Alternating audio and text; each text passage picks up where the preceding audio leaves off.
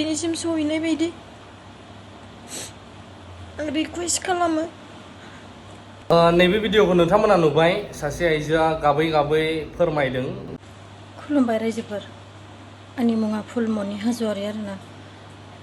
आङो दखान होयोमोन, साहा दखान। आं साहा दखाननिफ्राय फैनाय समाव आंनि फैसा बेगआ लामायाव गबोदों जानो हागौ। सोरबाफोर मोनदोंबा आंनो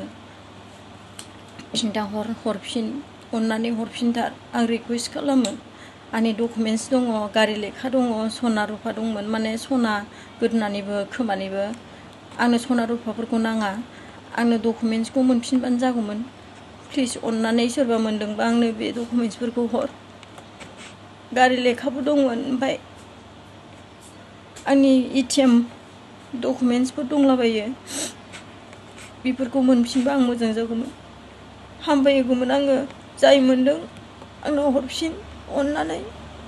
आरो बे भिडिअखौ शेयार खालामना हो, जाय मानसिया मोनदों बिनिसिम सहैनाय बायदि आं रिकुवेस्ट खालामो। प्लिज मोनदोंबा हरफिन सोरबा।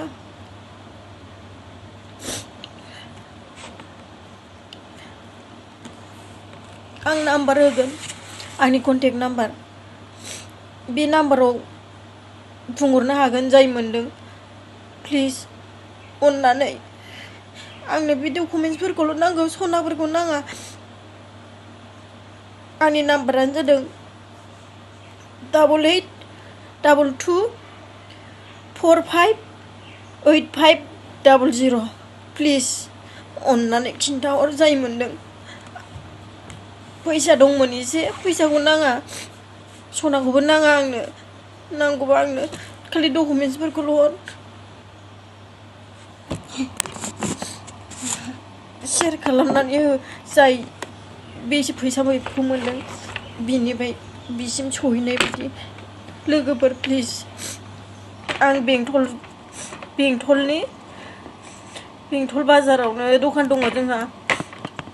दखान आरो साहा दखानबो होयोमोन आङो। साहा दखाननिफ्राय फैनाय समावनो बेयो माने फैसा बेगा मोनायाव लानायनिफ्राय गबोदों। अबाव गखो आं मिन्थिला। प्लिज सोरबाफोर मोनदोंबा आंनो हरफिन लेखाखौ। खुलुमबाय।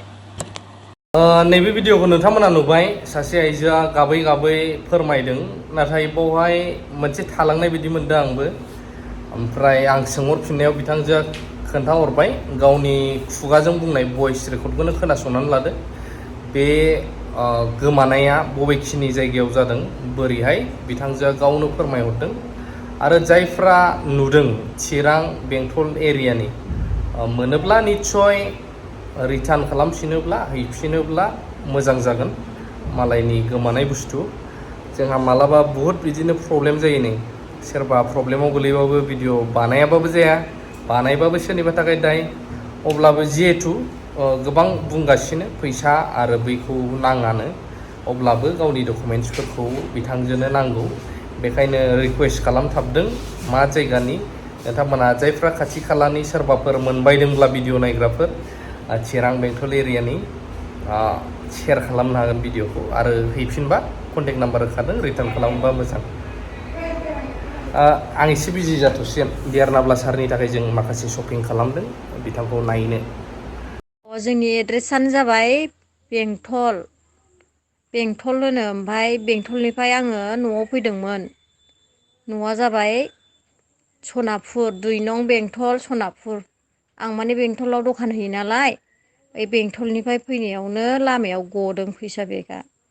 ओमफ्राय दा बबेयाव गदों मिन्थिया। ओमफ्राय फैसा बेगावहाय सना दंमोन, खोमानिबो गोदोनानिबो।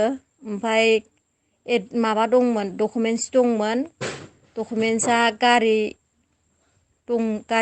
माबा दंमोन, मा होनो, गारि लेखाथ' नङा, लाइसेन्स नङा, लेखा मा होनोथाय बेखौ, गारि आरसि दां, गारि आरसि। ओमफ्राय